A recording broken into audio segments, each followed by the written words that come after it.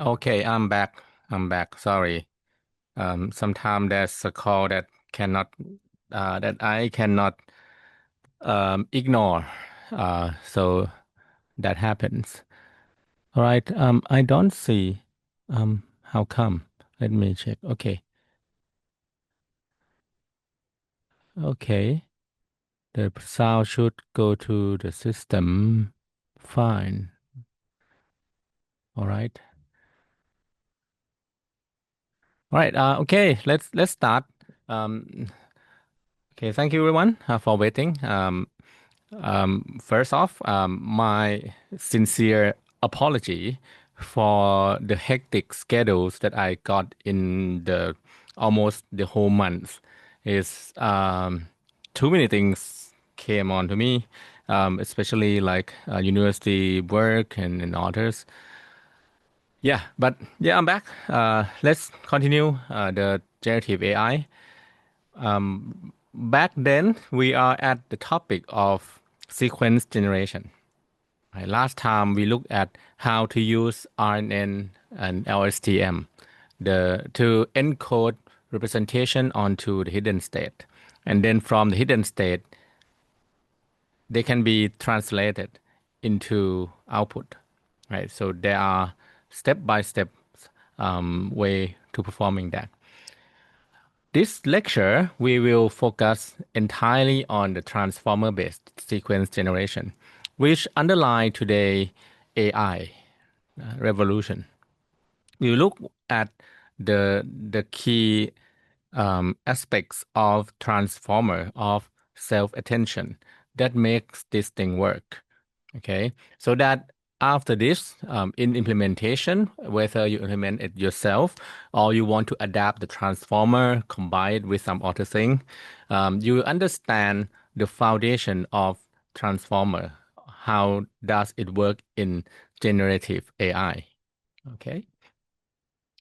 So the topics that we will look at today are first attentions and self-attentions. Right? These are important mechanisms that allow today's AI to prosper.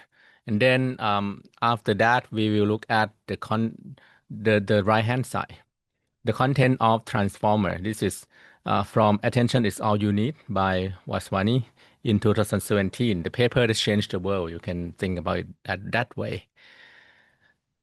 Well, if Nobel Prize were to be given, this is my maybe I don't know.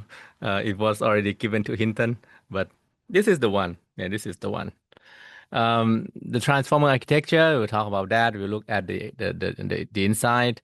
We look at language modeling. How does it work in autoregressive language model? And lastly, how GPT decoding strategies are. And these will be the topics. And then later on, we'll look at the lab. PY has prepared some of the demonstration to show you how it works and also some of the work that you have to do it by yourself. Let's start from recap of the last lecture. Last time we discussed about how do we use sequence to generate, how do we use RNN to generate sequence. We use the two techniques to model sequence patterns. Right? We have RNNs to perform sequence processing and learn everything as hidden states, as the memory in the hidden states. But it turns out that learning RNN is very hard, and RNN has only one set of hidden states that it can learn. Um, it's difficult to make it effective. Oh, because there are two room. Some of you join that one. So in any case, I would just online on both. Anyone typing in. So at least they will hear I'm talking in the author channel. We are on the author channel. Please come to the Zoom for this lecture. Sorry. Okay. Uh, hope you hear us. Um, Yeah, look at the email leb2 or the Facebook. You see that info, and we are there. LSTM, on the other hand, improve the long-term dependency. Okay, it improve long-term dependency in terms of how the memory will propagate. And also the gating mechanisms allow the model to forget and allow some of the important pattern to pass through, some of the learning, the error to pass through. Okay, but the RNN and LSTM both have certain limitations. Right? First, they require sequential computations. That means the tokens are processed one by one, okay, from left to right, and it make predicting quite ineffective. Okay. Um, Learning long range dependency in this case is also difficult because some words may be too far apart, right? To identify that they are related is quite challenging. And we know that language have such behavior. Uh, Okay, and there is a problem of vanishing and exploding gradients, and it requires a lot of time in training. Okay, so it has to produce from left token 1 to token 100, and the dependency go back to the start. So to learn parameters to producing the first token, you need to get the output and the loss of the last token, and then calculate backward, which require a lot of computation. This is an example of long-range dependency. The sentence, the book that the professor recommended last week was excellent. Okay, so we have subject and verb. The subject is the book, and the verb here is was. Right? The book was excellent. But you can see that these two tokens, these two items, are really far apart because there is an expansion. Right? There's a phrase that expands the word the book in between, and it makes the long range dependency in this case quite difficult. Right? So the key ideas of attention of transformer is to instead instead of processing from left to right, is to focus on relationship on important words, right? So all the words can associate with other words. So instead of compressing everything into just one hidden state, right, we can now performing selective focus. Or let's say the word was might relate to three words, right? Might relate to three words, but it can be contextually related to any other word as well. Right? So, yeah, this is the attention mechanisms. Another explanation in the attention intuition is that the attention mechanism allow the model to assign important weights to different tokens in the sequence. You can think of this as fully connected relationship between the sentence, every word in the sentence, to every other word in the same sentence. And then we have weight assigned to relationship between words. So the idea is like compare one token with all other tokens and then compute importance score. Afterward, in calculation, we would combine the incoming word together with the weight to calculate the information, the score. Okay, so this is how it works. Right? We use relationship between word to build relationship directly instead of relying on the sequence. We are at Zoom, so please join Zoom. Okay, let's look back at some historical history. Actually, I think back in 2015, I teach the class deep learning, or 16. I teach the class deep learning. One of the students did a study on Badano attention. The Badano is attention. Um, he Badano, or this work is in the paper entitled Neural Machine Translation by Jointly Learning to Align and Translate. So this is not really self-attention, but it is more like attention between one input sequence and another output sequence. Try to align the input and the output together. Okay, so decoder attend to different part of input sentence. This is the diagram from the paper. You have input sentence, you have output that is supposed to produce.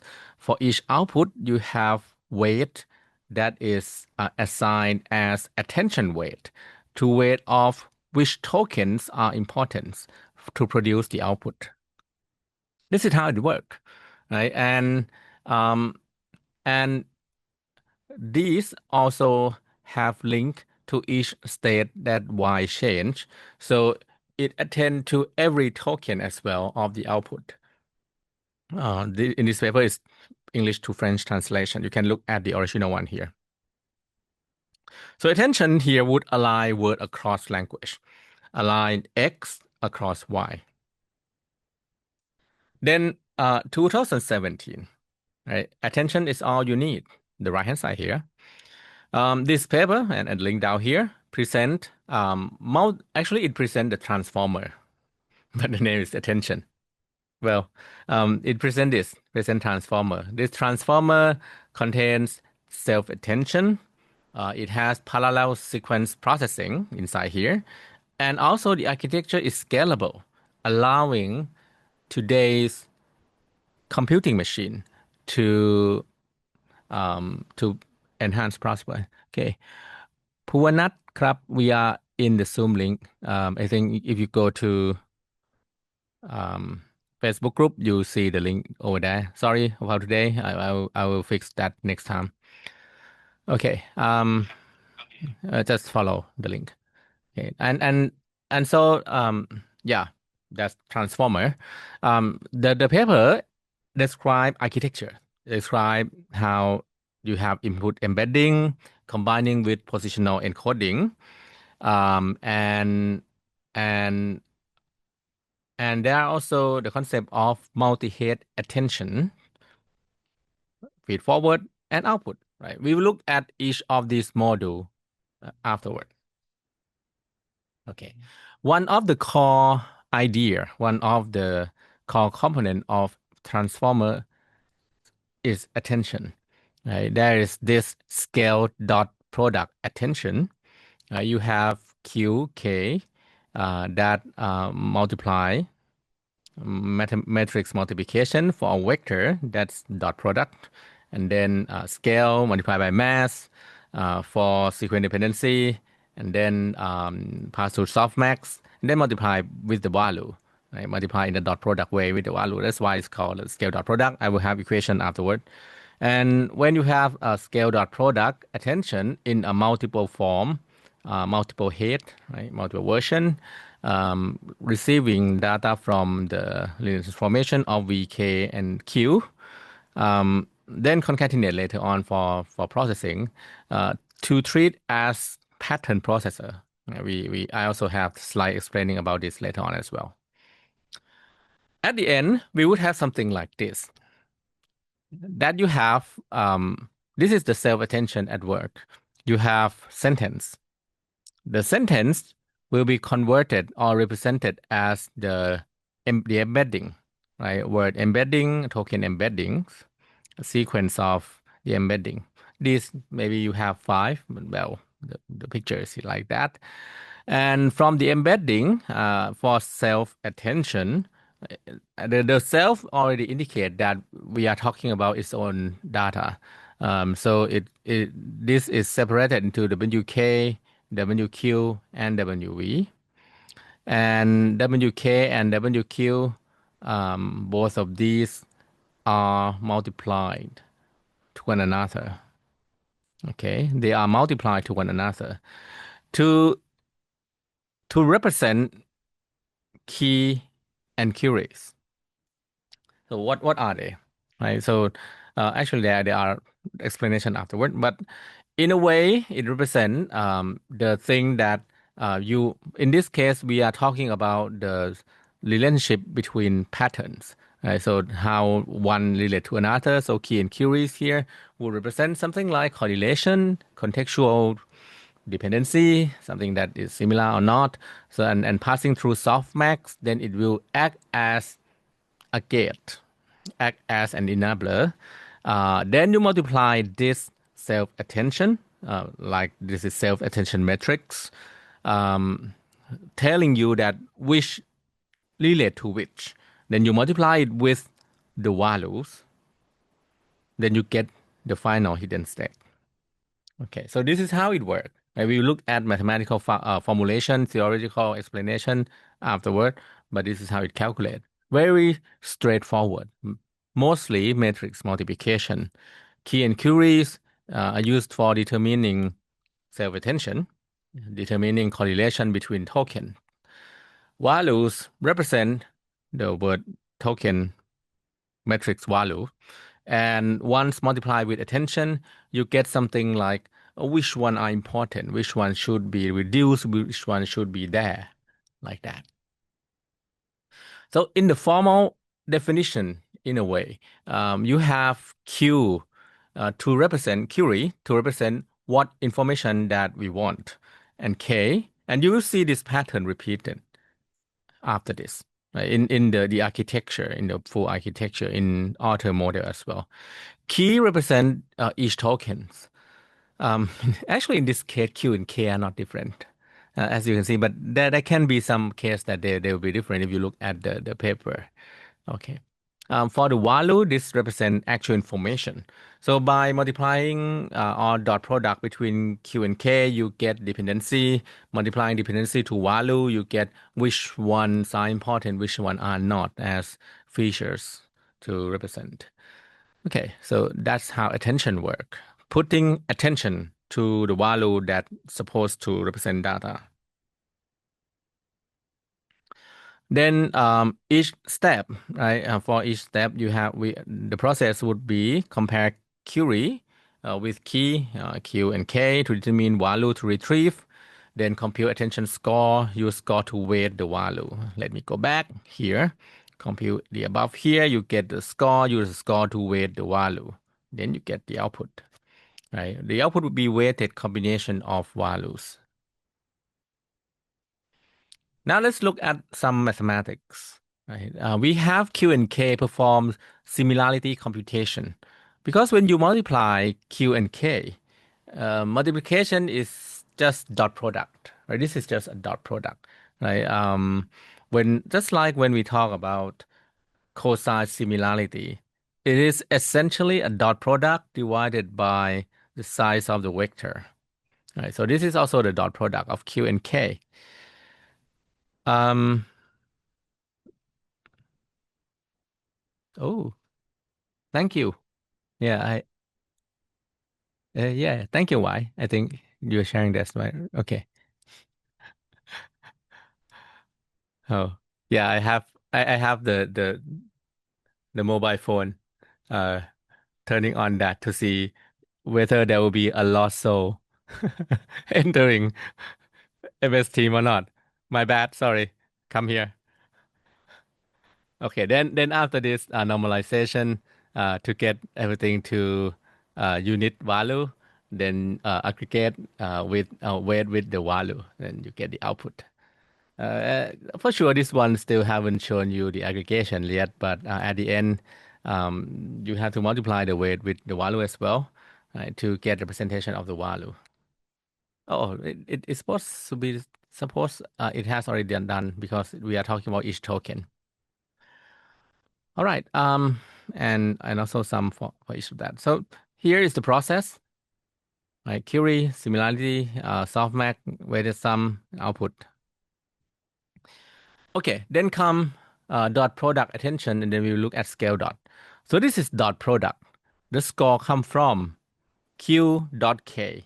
Right, this is the dot product, and then normalize it. The score with softmax, you get weight. Multiply weight dot product weight with v, you get attention. Okay, so this value would tells you whether it's high value or low value. And dot product is very efficient to perform on GPU. You know that.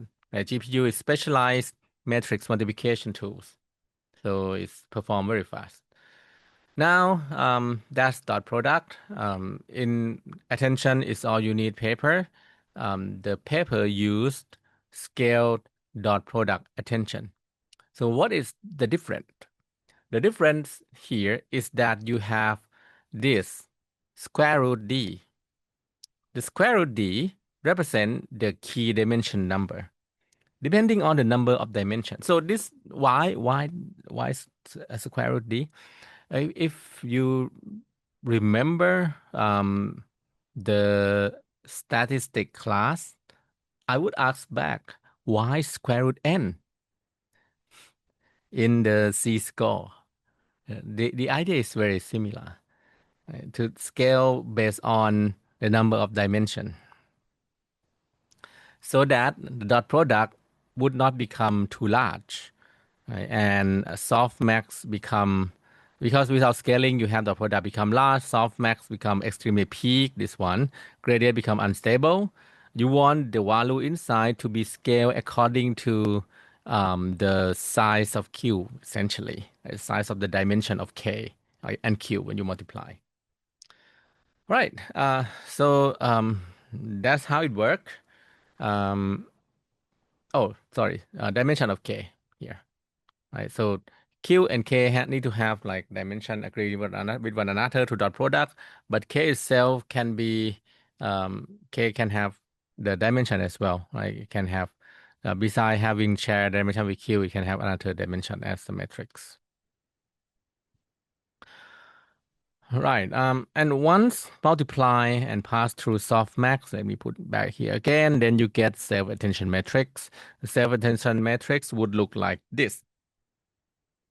It produces n times n, um, just like correlation, but this one would be relationship indicators. This matrix reveal the contextual dependency between them. Okay, and then that's for the scale dot, right? Scale dot attention. For the multi-head attention, instead of using one attention mechanism, you have multiple attention head. Right? One layer is one head, and each head is thought to be learning different patterns. So these different patterns can represent syntactic relationship, semantic similarity, or positional relationship. So that means they learn different things. Basically, you have different layer just in case that it would want to learn different patterns. And finally, concatenate them together here, the result for performance as well. You have the result put to linear there. Why then do we need different head? Right? Why do we need to have multiple head? The reason is that if you think back to machine learning, a lot of technique in machine learning has an ability to generalize or learn patterns or two, right? But if there are many patterns, it would struggle and find it difficult to find a generalized pattern in such a case. But for transformer, this is exciting. Transformer, multi-head transformer, for in exact, each head can capture or represent different things. This actually has been studied that there are transformer analysis paper that there are different patterns that are encoded into that. Right? But it is exciting indeed because it turns out I mean, when you give it space, it is able to learn different pattern in those space. Nice, right? Um, Not repeating one either, right? To make it work, right? Which is very which is very intrigue, right? For the algorithm to be able to finally at the end come up with different pattern learned through different head. Like one head can be subject verb, another can be co-referencing, meaning to refer to part of the pronoun and the noun, or relationship between position or some semantic inside the text. Okay, so now you can imagine how how large the transformer that deploy in say GPT-3, the original GPT, would be. That would be quite a lot, right, to learn different of these patterns. Okay, so and this make the model expressive and flexible. So the self attention has these advantages, right? First is it perform computation in parallel or token process simultaneously through matrix multiplication. Um, yeah, and uh, and also it because all the tokens are processed simultaneously and linked together, you get the global context learning. Is able to learn flexible uh, dependency. Okay, and And lastly, it has a scalable architecture because it requires just matrix multiplication. And you can see that there are simplification of the thinking, simplification of the architecture. And at the end, you have a very beautiful, um, I think it's very efficient method, right, that allow you to just combine everything as matrix and then multiply. Right? And this is the foundation of modern LMM that you have. Okay, so that's the first part about transformer. Oh no, about attention. Let's then dig into the transformer block to understand it in more fully detail. Okay, so to understand transformer, you need to split your head into two parts, and not actually, split the model into two parts. You have the left part, think of it as an encoder, and the right part is a decoder. Okay.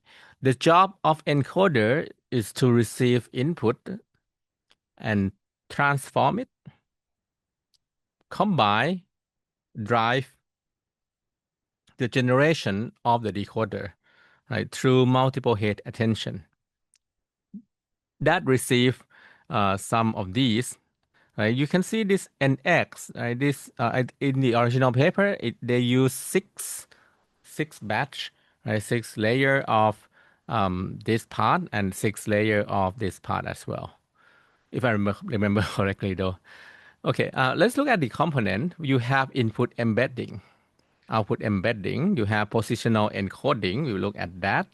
There is a multi-head self-attentions here, here. Well, this with mass.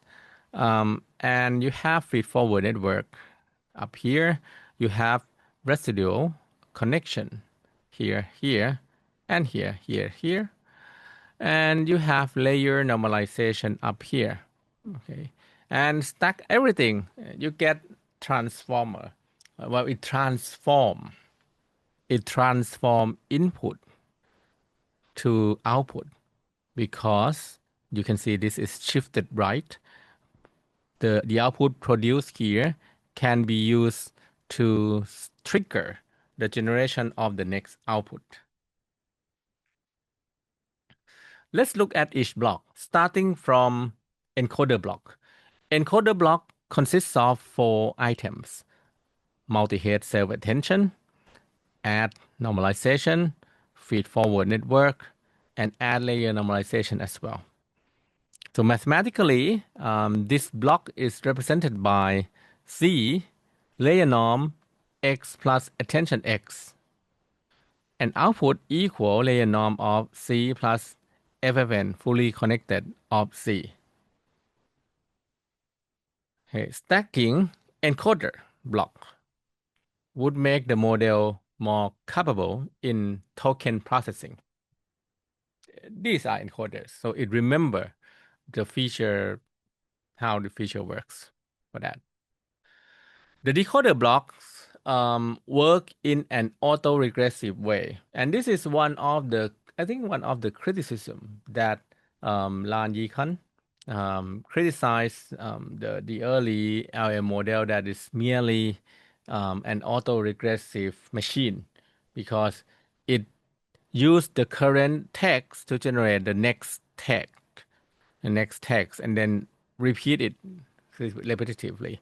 The component here consists of self-attention, mask, encoder, decoder, attention, between encoder and decoder, and lastly, the feed-forward.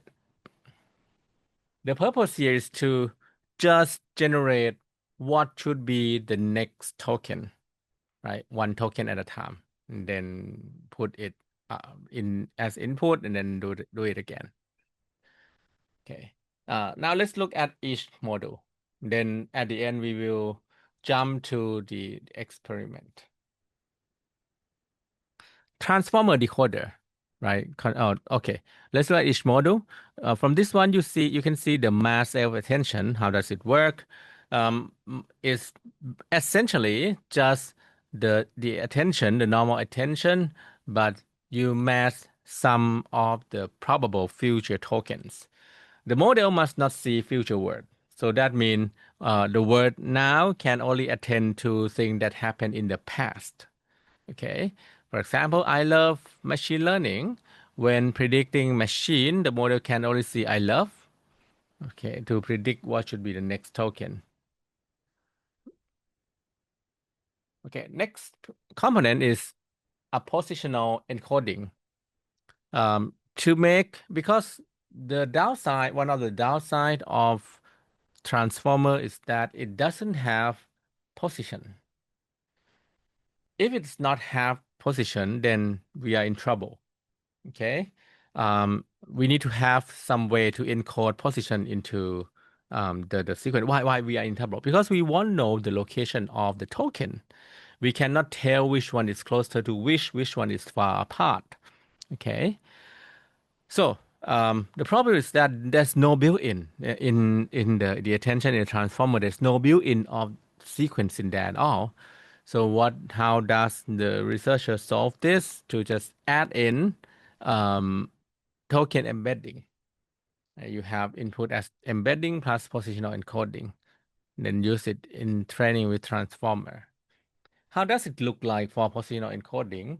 There is these rules that the positional encoding of the position and 2i or 2i plus 1 come from the sign of post over 10,000 to the 2id. Okay, D is the number of dimension. I is dimension index, D is total encoding dimension. These are entirely about dimension. Post is the position. I is number of time step, I think. Dimension index, how deep the dimension position goes. This is I. Feed forward is the last layer here, almost the last, I think. Yeah. Feed forward FFN take in results from multi-head attention and combine them. Combine them to learn nonlinear transformation of those features and to learn to how to find relationship between one another. So this is FFN equation. You have max of 0 and x times w plus b and time w plus b2, because, well, you are under. Actually, FFN is under this. Right? You have the bin u1, b1, w2, b2 coming in, then multiply with the weight of this. If you have like 2 layers, and multiply it again as well. It allow you to pass through that. Um, Residual connection stabilize the training because it allow the gradient to flow faster, and it also allow the model to improve iteratively. It's improve the gradient flow, allow deeper network of sort. And lastly here, layer normalization, well, to stabilize training, make things equal. How does it work well in this case? Because it has parallel processing, I think this is repetitive. I'll talk about that. Let's look at the evolution of transformer. Right? In this paper is in 2017, and then GPT 18, BERT 18, GPT 2, February of 19, and you have T5, then GPT 3 come out during 2020. Then afterward, GPT 3.5 instruct GPT coming out at 2022, COVID, no, COVID 20, right? And then afterward, we get Llama, GPT-4, 5 now, DeepSeek, and others, right? We are still in early year. So learning about these are always good because who know, you might implement it your own, you might incorporate whatever into your AI, you might modify the transformer to work for you better, right? So these can have all happens. Okay, and that's for the transformer. Any question? Otherwise, we will move on to the last two topic and look at the demonstration. Right, I have covered attention, self-attention, and transformer. Anything you would like to ask before we proceed further?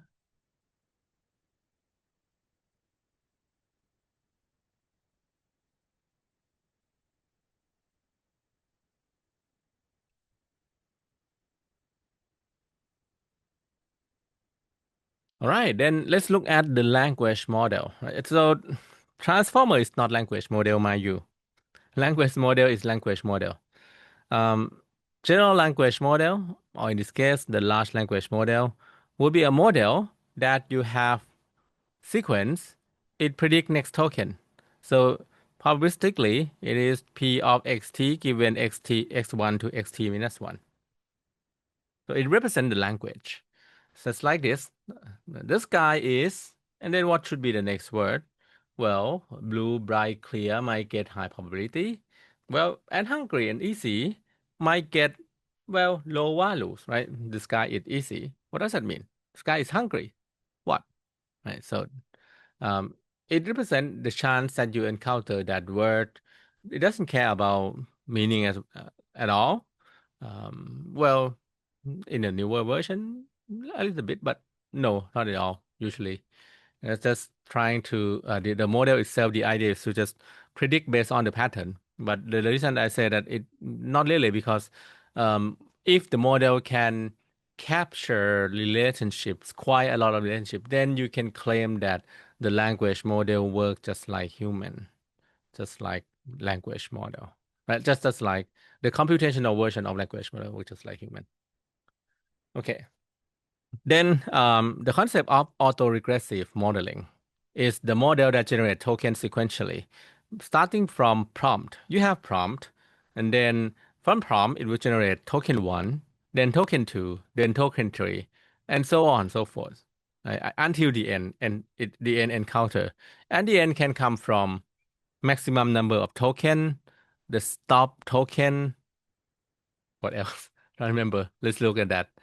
Uh, Okay, so that's how it works. And the model will be trained with a sequence of input and target. For a sentence like artificial intelligence is transforming industry, you can have multiple pair of input and sentence, just like artificial and intelligence. Right? Artificial intelligence is and transforming. And you can see that the training process can play around with these to augment and generate more output so that it would work. Right. Let here. The keyword mass here. come from the fact that you want some part of the token to be seen, but not all. So there are something like this. This is called causal. That means it cannot see the future. X2 can only see Y1, X3 can only see Y2 and Y1. There are causality that block it here. But that causal can be fixed with prefix. Specify the prefix onto that, and then it will stuck in its place here. Right? It will stuck here. You get X3. Well, if you look at this, X4 depending on X up to X3, right? Depend on Y3 to 1 and so on. Right.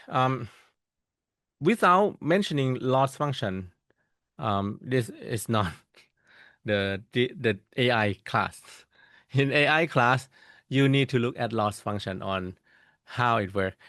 Today in the afternoon, I was an external committee for a PhD student from other universities. And the basic comment that I made, because the work was about AI, but there are no equations at all. The comment that I made is that I don't see any loss function for the PhD thesis, which is unacceptable, right? This is like basic doing generative AI. You're doing AI. You need to think of loss function of how to train the model. A GPT model is using cross entropy, just similar cross entropy. So basically, it's just classification. Well, it's the detection task to detect the right token out. Okay. So iteration here would be penalized in correct token prediction and maximize probability of correct sequence. That means English also need tokenization, but because English already has tokenization, it doesn't have to compete just like us. Text must be converted to token. Like unbelievable should be converted to unbelievable. There are different ways to tokenize sentence, word piece by pair encoding. And lastly, and training GPT training here, right, the right hand side, would require quite a large collection of data. You need to tokenize data set, train transformer only, and optimize Y gradient descent. And data scale billion through trillion of the token that I gave you. Not, sorry. That's from another thing. My mind has raced off a little bit. Not, I didn't give you any token. Uh, don't mind me. I I am jet lagging right now. Actually, I think about different thing. And what token did I give to anyone? I don't remember. So the training pipeline for this one is to have large data set to train the right hand side using the prepare corpus. Right? From the corpus, you can then perform next token prediction, not giving the token, next token prediction. But you need to have like a billion or trillion of token to make the base model. So making base model is expensive, difficult and expensive. You need GPU cluster, you need distributed training, right?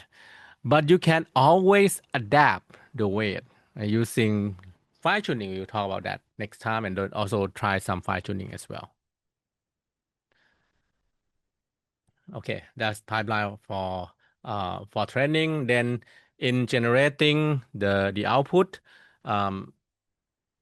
user prompt, model predict next token probability, select next token, append token to the sequence, and repeat until n. The stopping criteria can come from end of sequence token, the stop token, the stop word, the max length. Right? So multiple things that allow you to stop. And during decoding, there are quite a number of ways that you can perform. I believe the current one would be more stochastic, so that you wouldn't get the same pattern every time you run the same thing. Right? You can have greedy decoding or to perform beam search, which is greedy. With this, every time you perform decoding, you get fixed result. Not, I don't want to use bad, it's fixed result. But with sampling-based generation, like use temperature like this, and then perform softmax, and then sampling from this will give you a more variety of output.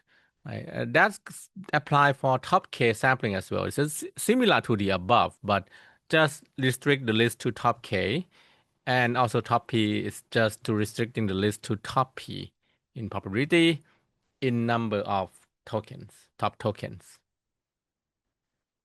Right. And this is, I think, the last slide, right? So why does it matter? Right? It is almost 10 years. Why does it matter? You see, transformer enable today's AI, and it's still here, right? These are still state of the art model architecture that is used in language model and many other things. Okay, this is the key innovation of this type of model is that it is scalable, it has attention mechanism, it can perform autoregressive. Okay, and now it is a standard architecture of AI. I just end here with the cute cat for good night sleep to everyone. But no, not ending yet. Uh, this is KV, right? KV Q. So Q would match, try to match.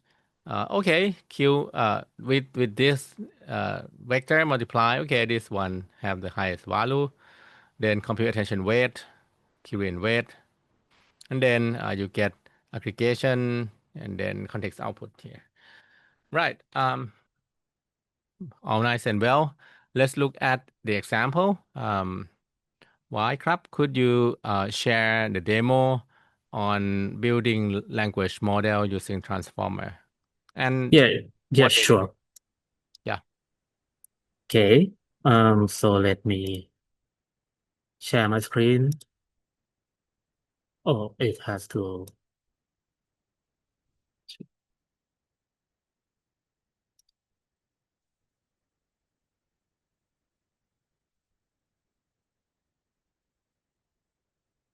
Okay.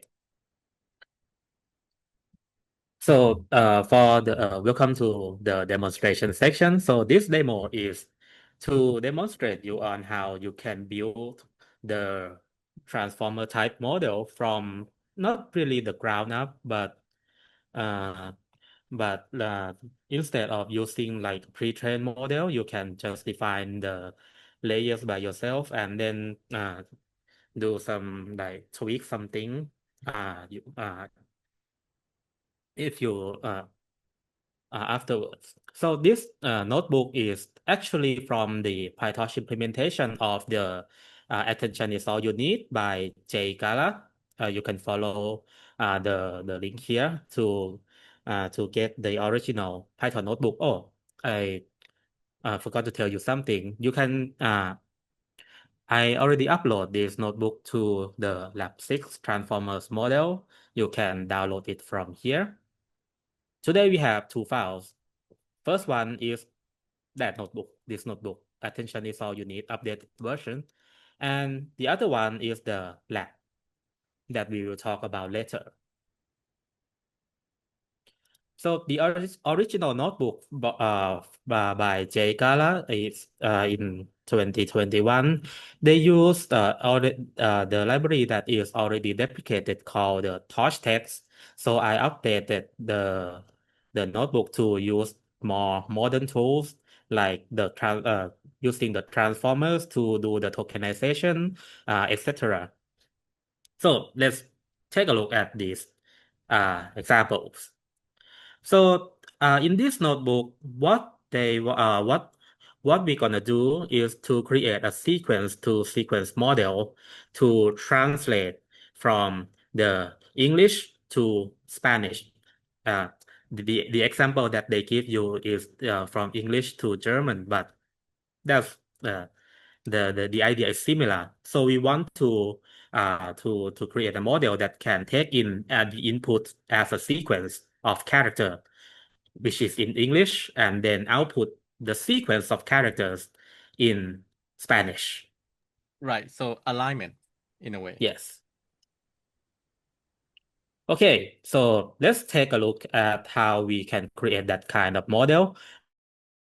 First, we have to install a library because in this demo, I used some of the library that is required you to connect to the Hugging Face to retrieve some training data set, and also as well as the model transformer model that is pre-trained to use as the tokenizer. So you have to install this, but I already installed, so uh, this will just say that requirement is already satisfied.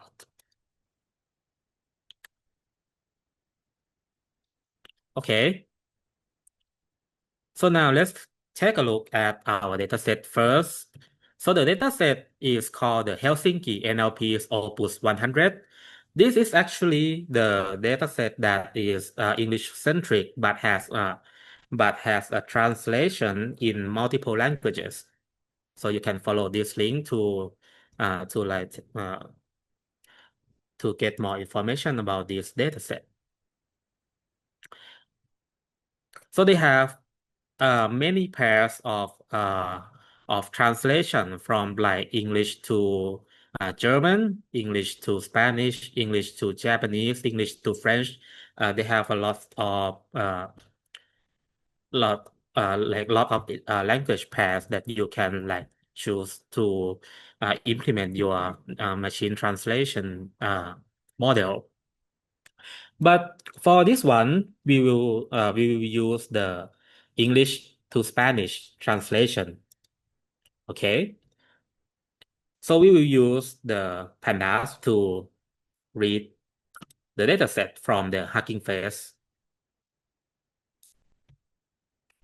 The data is pretty large. It contains around one million rows of the translation pairs. So to save our time, I decided to sampling down to just 10,000 pairs. Good thinking. Yeah. Uh, yeah. Yeah. Okay, so this is the example. You can see that we have the full data set is 1 million rows, 1 million pairs of translation. So yeah, to save our time, sampling it down to just 10,000 rows. So this is the data set, or if it's a data frame, we have an English sentence in one column called EN, and the Spanish in another column called ES. And what we're gonna do now is to rename the column to be source and target, because if you change the data set for example, from like English to Spanish to English to French. Oops, English to French. The column name changed. So to keep it consistent, we rename the column to just source and target. Okay. Oh, and I don't know why this is both English. Maybe There, maybe there might have been some error that yeah. is intended. Never mind that. Yeah, but uh, let's continue. So we rename the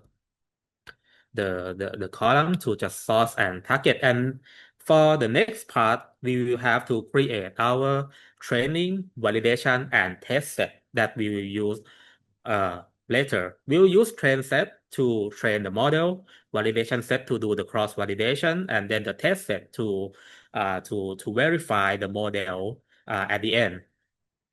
So we use the train test split.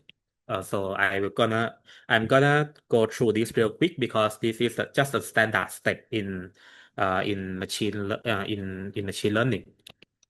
Okay, so now we have our train, validation, and test set. What we're gonna do next is to transform our training data set, both training, validation, and and test set to be the data set to be the data type that can be used by PyTorch.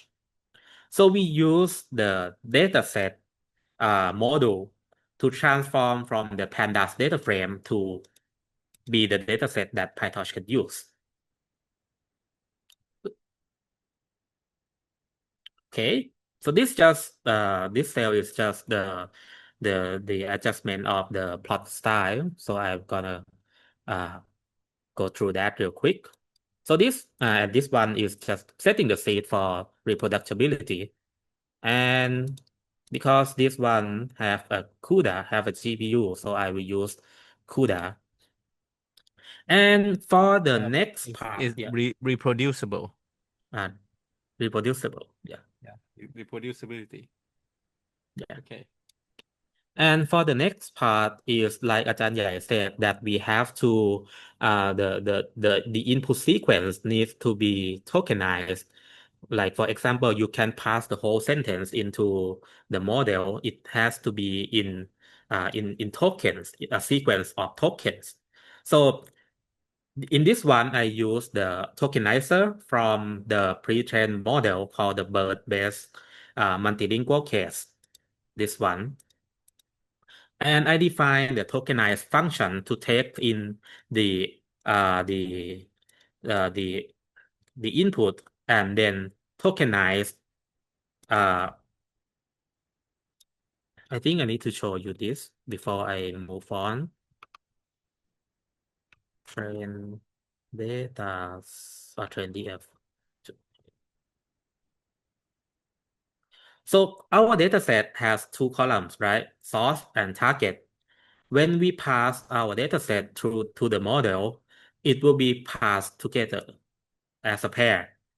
So to tokenize these two sentences in one go, I define this function to take into to take in the data pair and then tokenize both source and target. Okay. And then I apply this function to our data set.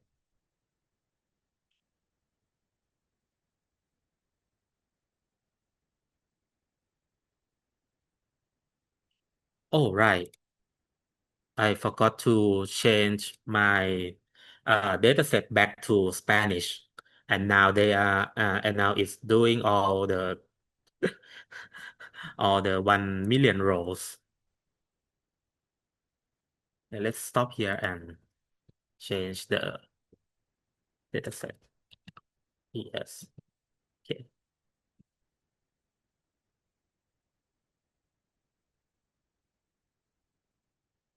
Okay. Yeah. It should be pretty quick because it's already uh it's just 10,000 rows.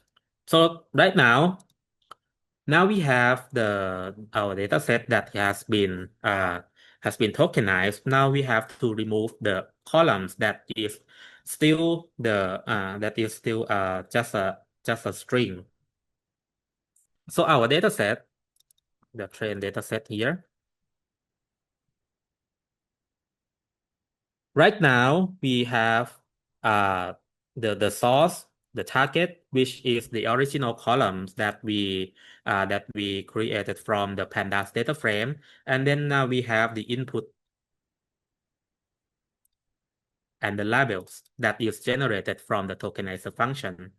Now we have to remove the source and target column, which is the original string column, because the model uh the model would not take any data set that still have the original column in to process. So we have to remove that. And now we have to we have to create the data loader for the model. So for this one, I use the data collector from the from Hugging Face to create a collect of of of training of data set from our data from our data set. So what I'm gonna do here is to define the collector which gonna create our both training samples, validation samples, and test samples in batch for our model. And here you can adjust the batch size to fit to fit your memory. For in this one, I think I have 3090. Yeah, it's a 3090. So I have 24 gigabytes of VRAM. So it is plenty. But if you are on, let's say, Colab, which has Tesla T4, which has 12 gigabytes of VRAM, I think.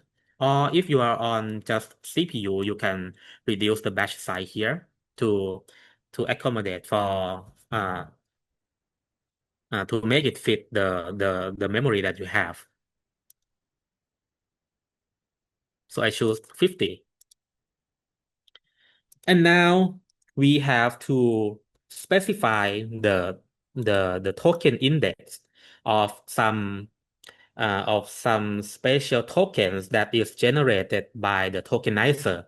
So we have four special tokens that is generated automatically by the tokenizer, the birth-based multilingual case. We have four tokens: path, SOS, which is start of sentence, EOS, which is end of sentence, and the unknown, which will uh, be generated for any tokens that is unknown by the tokenizer. Okay, so now we are ready to create our model because the data preparation part is done. So I will go through this very quick because Ajahn Santitham already taught you about this. So let's take a look at the first component in our transformer models, which is the scale dot product attention. So this model computes the attention weights by taking the query, the key, and the value, and then and then calculating a dot product between query and key, and then apply the scaling by the according to the dimension of the model to like make the gradient more stable so that it doesn't explode when we train or doesn't vanish when we train. And then we apply a softmax to get attention probability, and then uh we multiply the attention probability by the value vector to get the attention score. Okay, and we can have multiple heads, multiple attention module in a transformer model. So now we are we are we so now we have the multi-head attention module. So this module is extend on the scale dot product attention.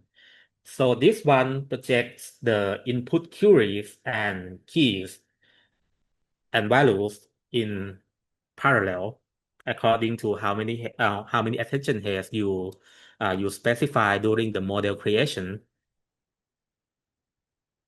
Okay.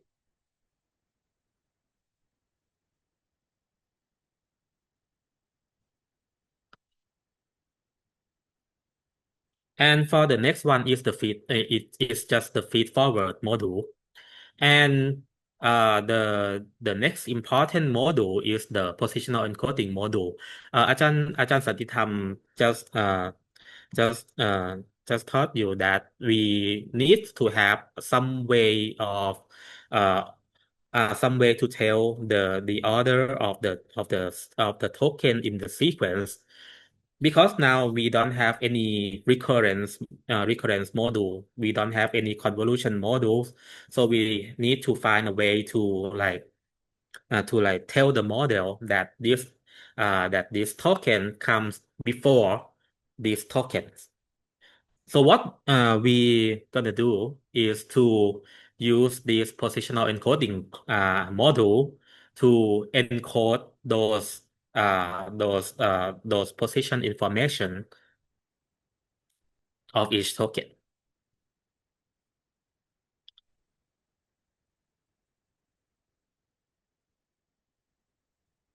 And now to the encoder module, I think I forgot to run everything. Start from this one. Positional encoding and encoder. Okay.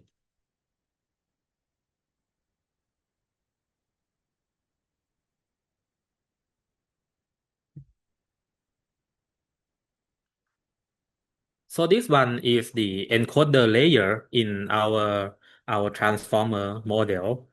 Uh, so it's made up of the self-attention layer, which is just the multi-head uh, mul the multi-head attention module, and the feed-forward layer.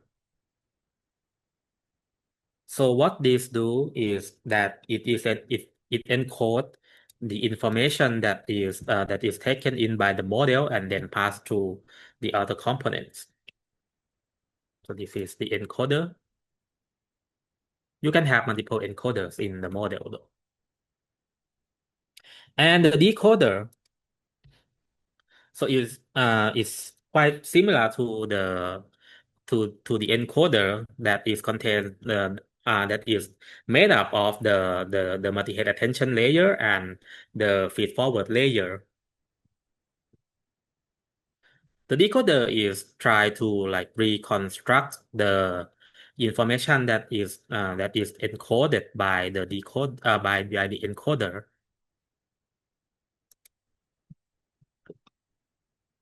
Okay. And now we have all the necessary components to build our transformers. So this one is the master class of of the transformer model that we are going to put everything together, from encoder, decoder, generator, everything into just one module.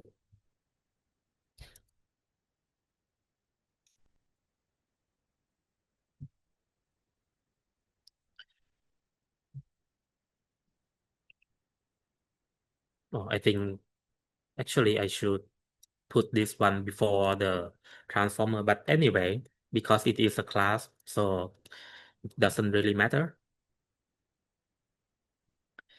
And I have some functions that will be useful in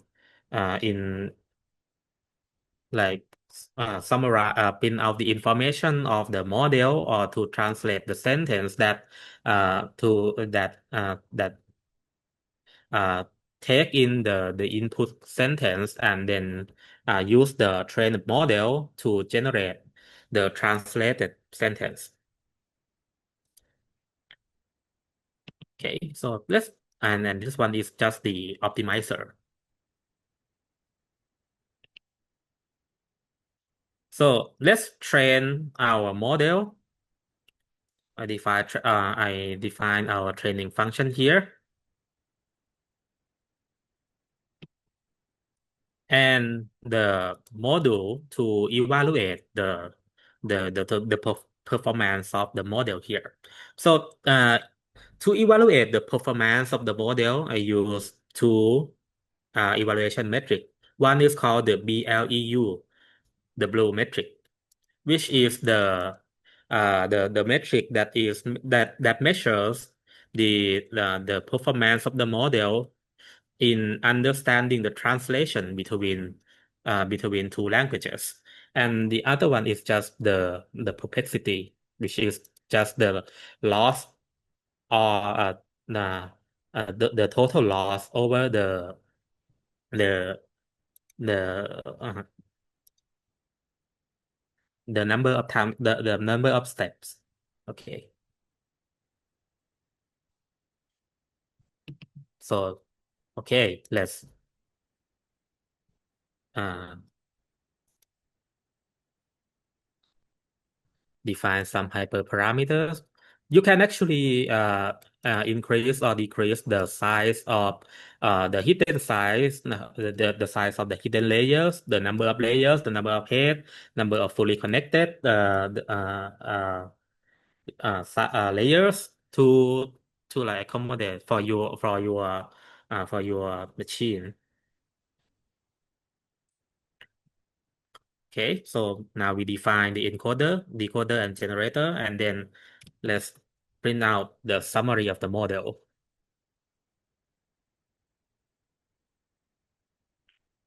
So you can see now that our transformer module consisted of the encoder, which is the encoder class, and have the embedding dimension of 512 with the number of tokens uh, around 100,000 number of tokens. And then in the encoder, we have 6 encoder layer, which is the multi-head attention. And after that, we have a decoder, uh, which in the decoder is 6 decoder, which is also the multi-head attention. And then we pass this through the bunch of normalization layer and then through the generator to generate the final output. So the total parameters of this model is quite a lot, around 200 millions parameters. So if you are on Colab or on just the CPU, uh, you can like change the hidden size, change the number of layers, number of heads to something that is uh, that can fit in your RAM or VRAM. Okay, so now let's train our model. So this one I think it's 10 epoch. My n epoch is 10, I think. Yeah, 10 epoch. Okay, so let's train this.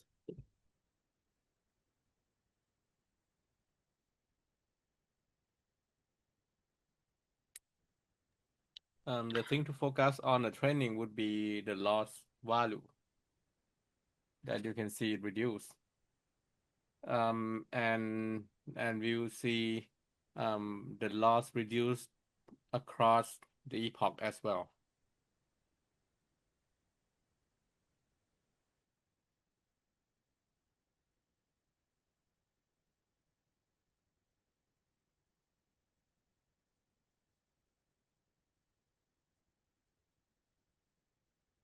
So you can see that the result from the first epoch is totally unreadable.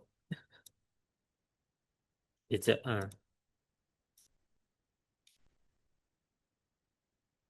So how do you get the translation? you mean that how do I get this one? Yeah. Yeah, so it is from this function which takes in the what function? It translates sentence function, which take in the sentence and the model the tokenizer, and then use the model to generate the sequence of tokens, and then translate it back to to the readable sentence by the tokenizer. Okay. I just wonder about okay. Okay, now we are going somewhere.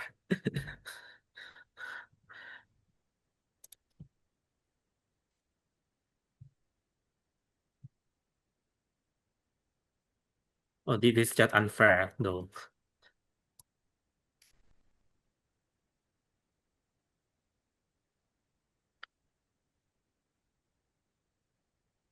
Yeah, and you can see the loss is reducing,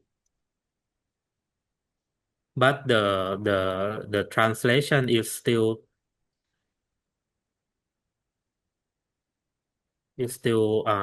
unnatural. It should be better as we train. Yeah, now it is going somewhere again, but it like producing the same token over and over.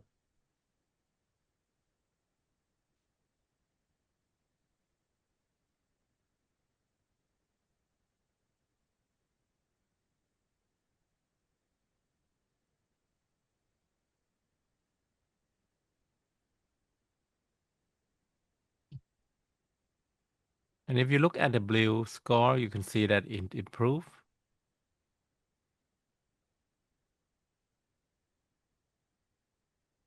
Oh, one thing that I want to show you is the utilization of the GPU. Now we use 23 gigabytes of VRAM with the power of 300 watts.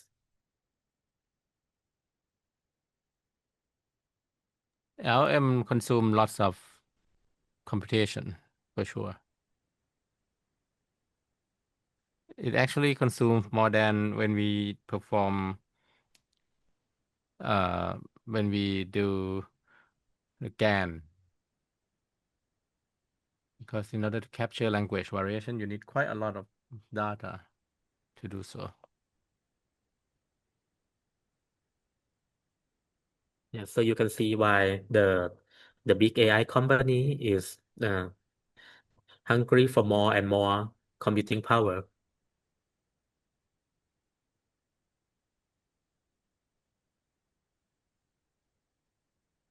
Wow, what is this?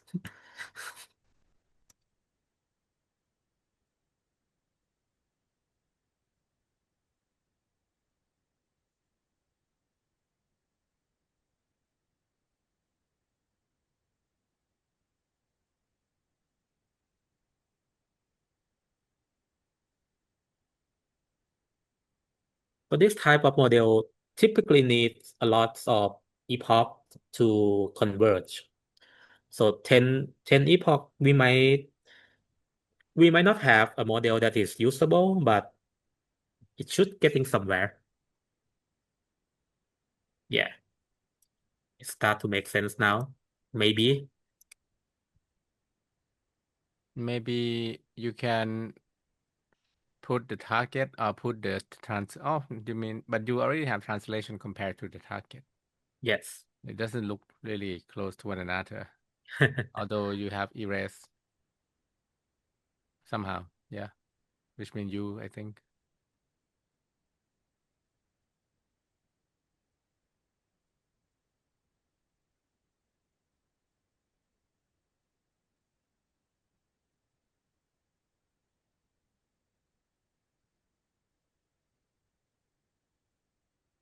I think the best way to do is to not pick the random sentence from the training, but to like use a fixed samples so you can see how the model perform Yeah, as epoch goes by. yeah, I think so. Then we'll see it improve if it improve. Yes. Hopefully it improves. Yeah, you can see the structure. The structure is coming quite good. And this is just less than 10 epoch. So imagine if we were to train it for say thousand of epoch, then yeah, the model would be better. Not thousand actually, it's maybe 100 of epoch. The model would be better in terms of the fitness for sure, because you can still see blue score increasing and loss decreasing. And now loss start to increase. I'm not sure if, oh, no, mind. It's early stopping anyway. So Yeah, that's, because yeah, and you can see that translation looks almost okay, although I'm not sure if it's okay or not. Some words are there, information presentation, information. Yeah, never it mind. still struggle in long sentence. But Okay, for the shorter sentence, I think the structures are there. okay, okay, move on. Yeah. And now we can use this model to evaluate the performance on the test data. So this is just doing the same thing again, but on the test set. So we have the blue score of 0.63, which if you train the model for longer and maybe use more data, because right now we just downsampling it to 10,000 samples, and we only take 7,000 of them as a training set. Yeah, and we can get the attention the attention of each head by this one is just the function that I use to like translate and then get the attention score of each head, and then we can plot the attention as a graph. So for example, let's let's pick another example, maybe 10, too long. Okay, this one is perfect.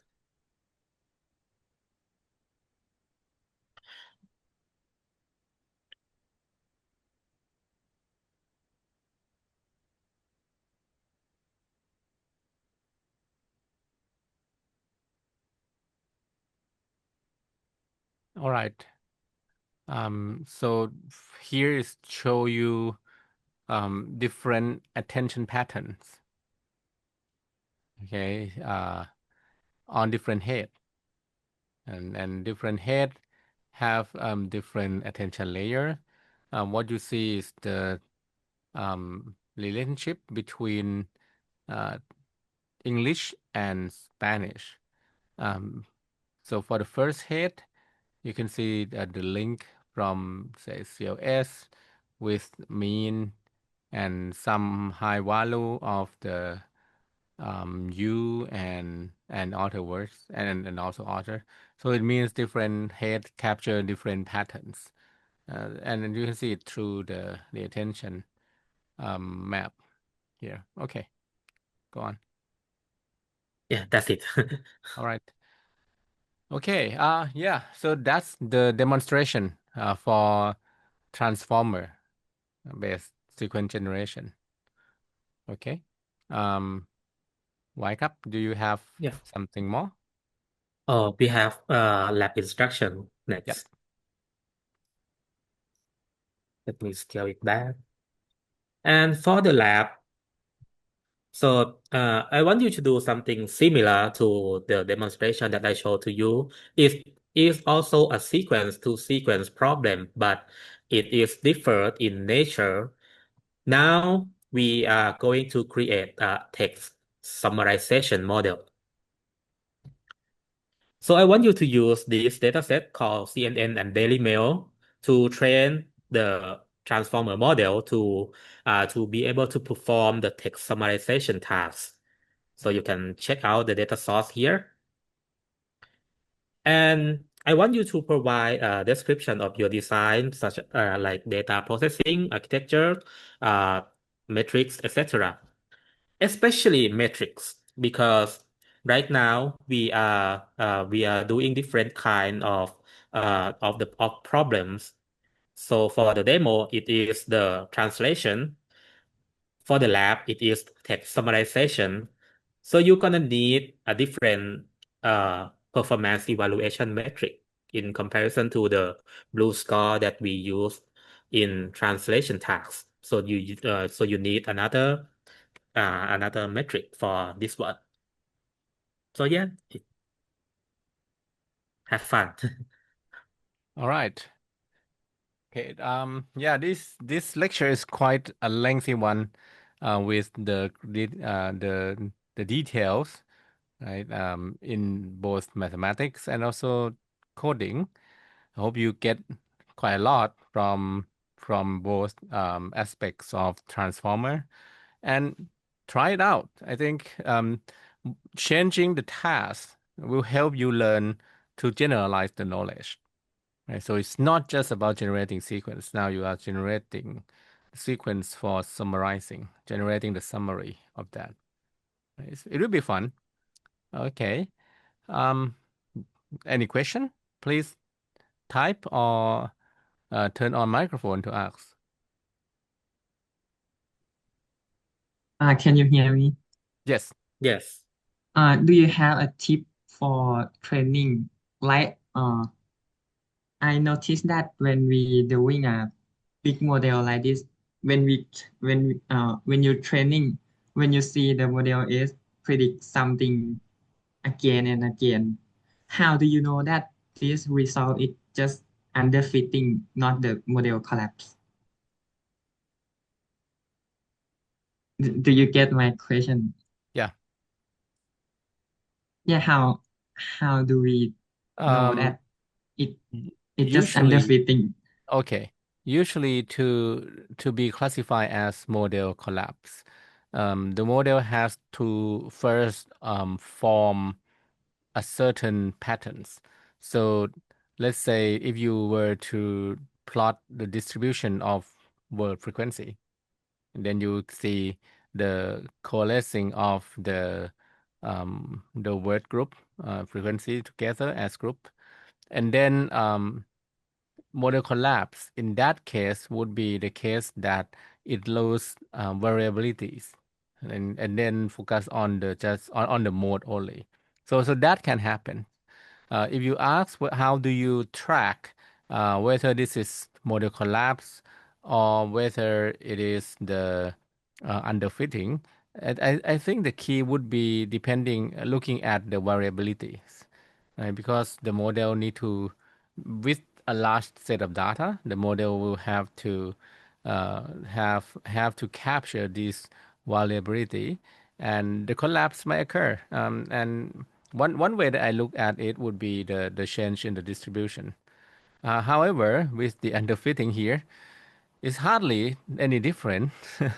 Underfit models also would demonstrate less variability as well.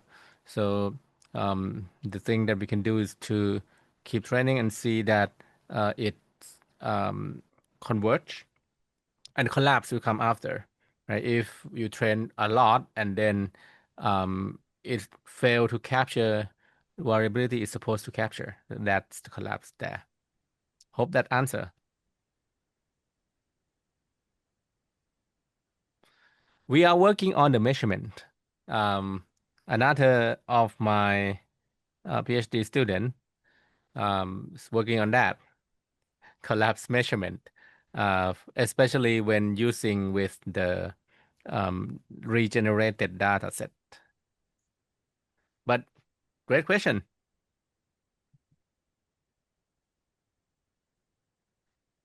The key for now would be looking at variability, looking at the distribution. Yeah.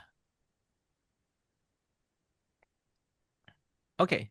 Um, any further question?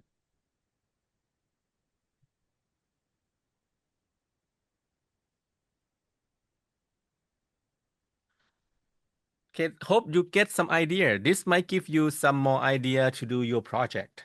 Now you can do the transformer with whatever sequence that you want. Have fun for this.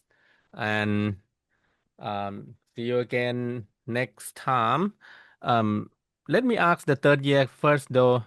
Do you have a lot of exam to attend to for the exam too?